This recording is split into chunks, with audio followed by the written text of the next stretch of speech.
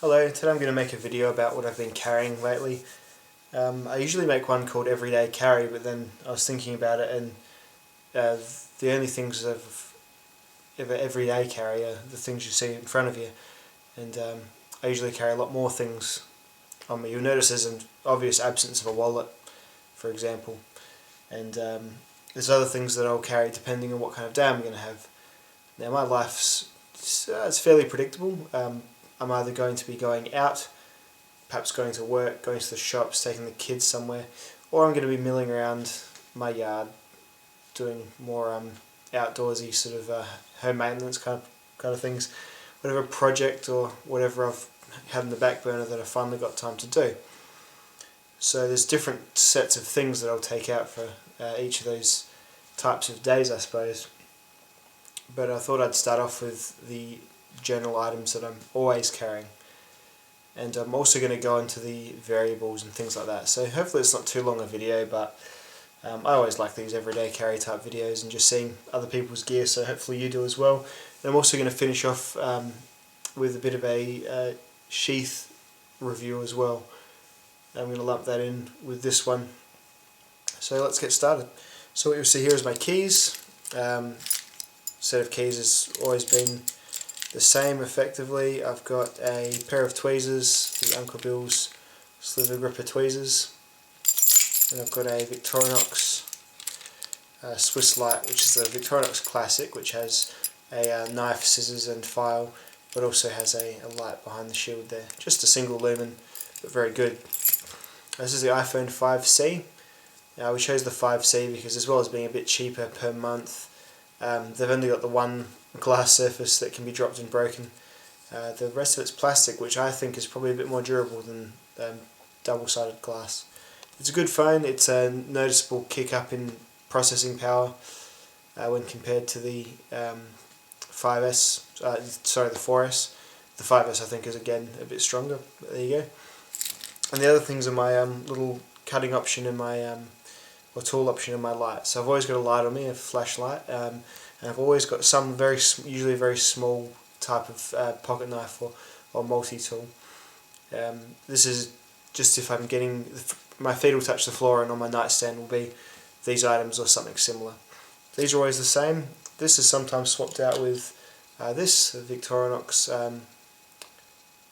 Alex Cadet.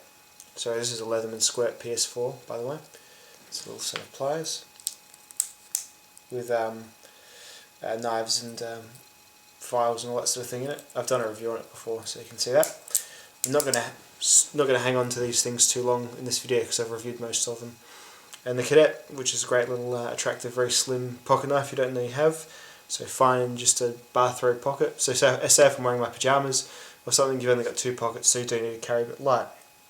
This is the 3-Night T10, just because it's easy to keep one torch full of batteries and charge. I've been using it a lot more than my Preon P1, which is a bit smaller, has about the same output, but I find just the back button such an easier way, like a much easier way of turning a torch on and off than having to do the little twist 3 times to change the power. So that's my true everyday carry, the things that I always have on me every day. Now the rest of the set, I'll get rid of the get back to basics here. The rest of the set are things that are variables depending on what sort of day I'm going to have.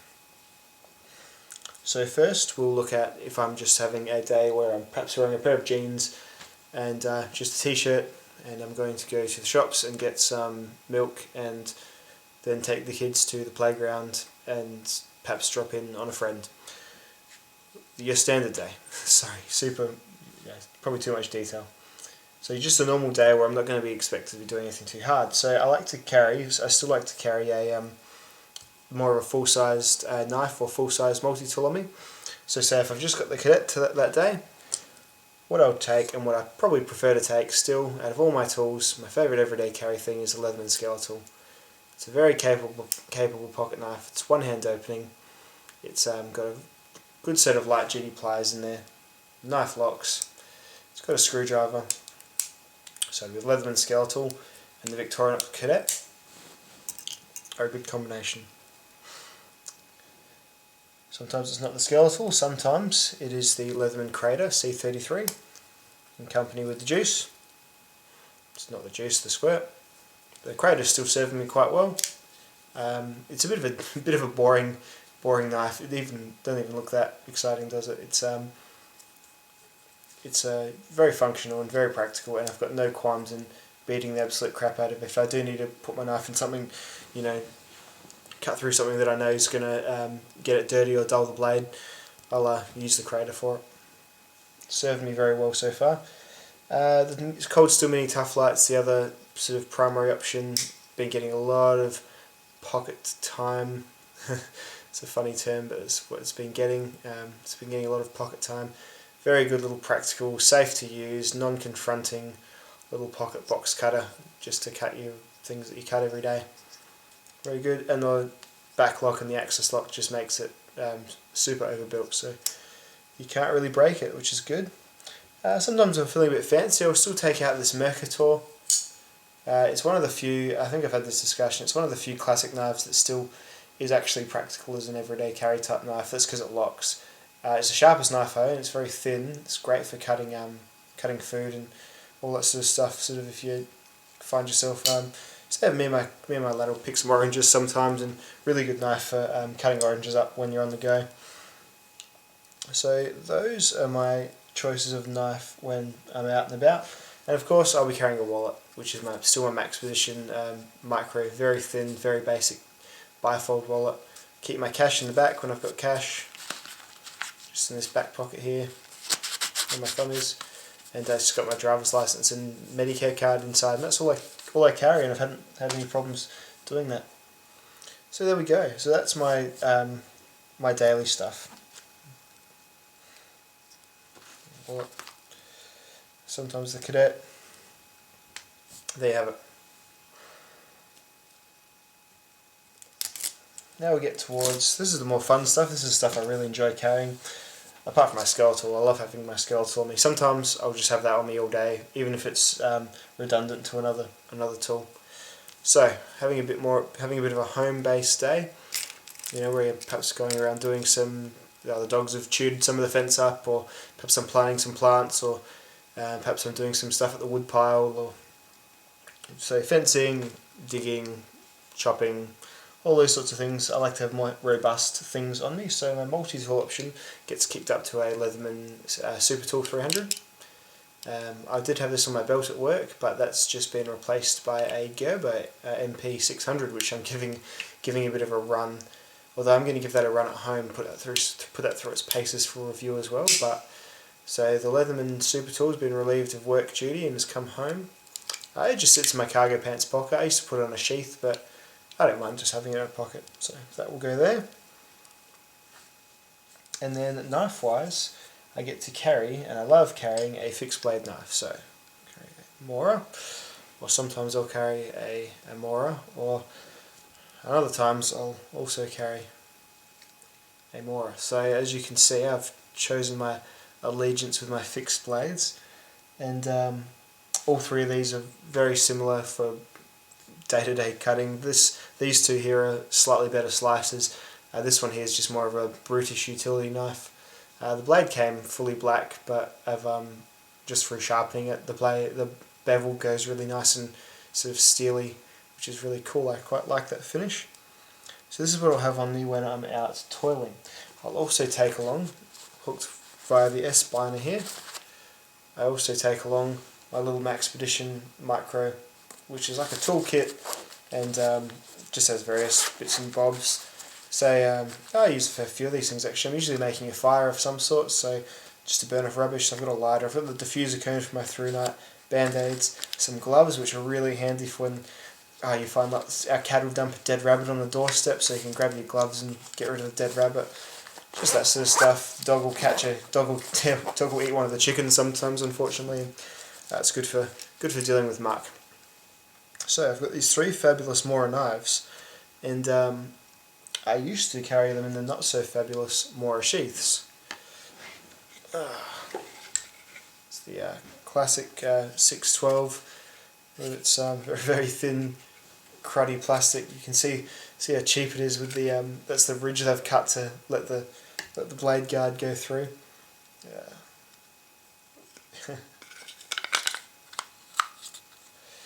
It's yeah, very cheap, very no frills, functional but basic sheaths. Make a real sort of hollow, tinny plastic sound when you put the knife in. As I said, it works, but it's always nice because I really enjoy these knives. It's nice to sort of put them away something that's you know, expresses my fondness for them.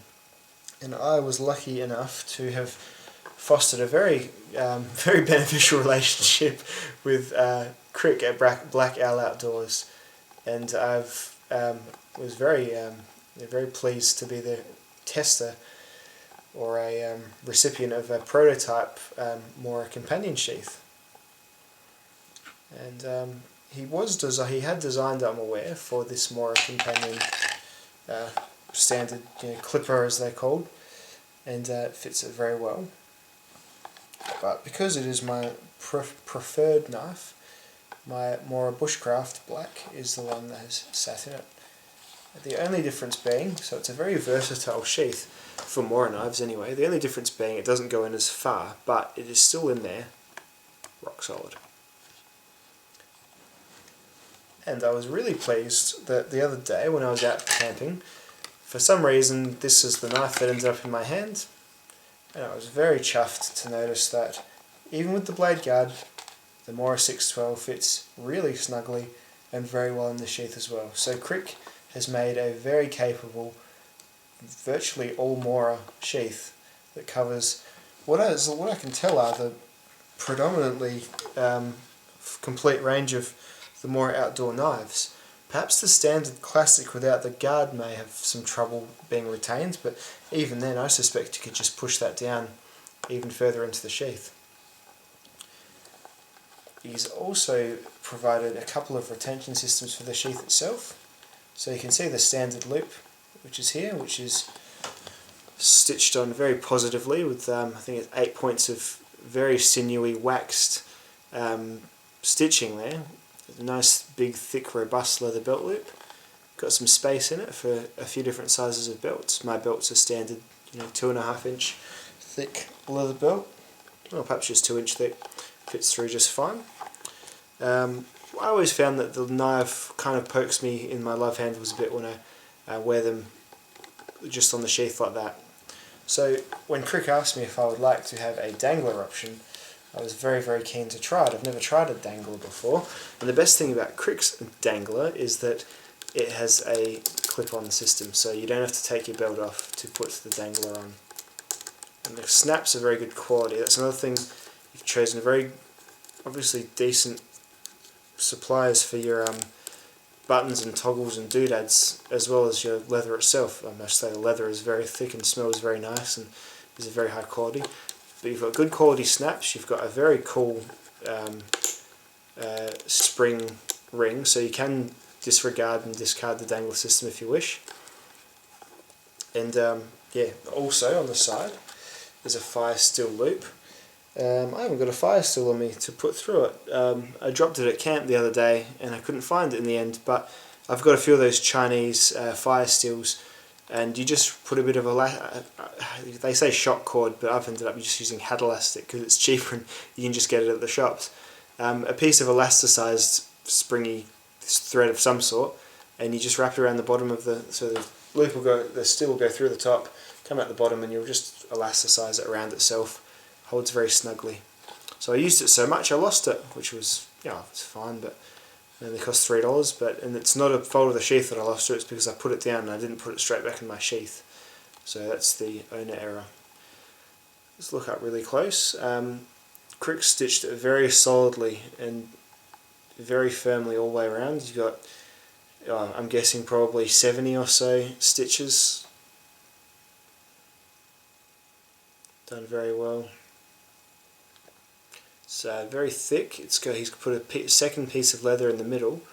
It's gone down the whole way, which is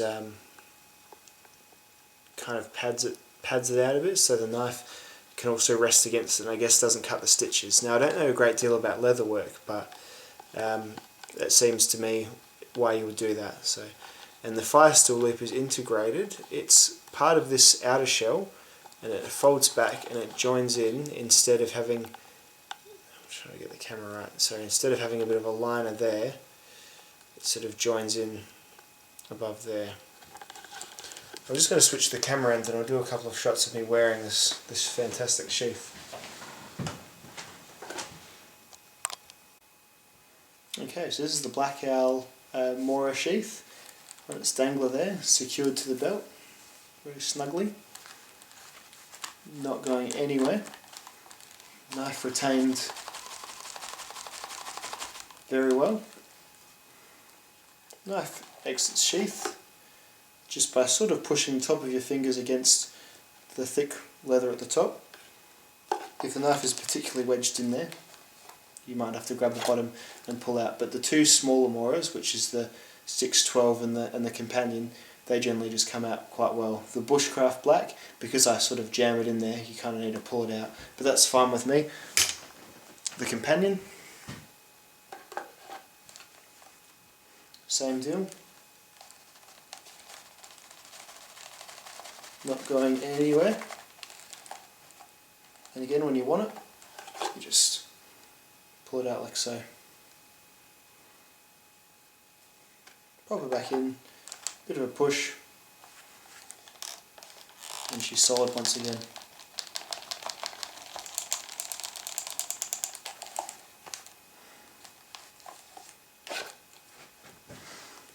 And of course my favourite, the Bushcraft Black. Good push.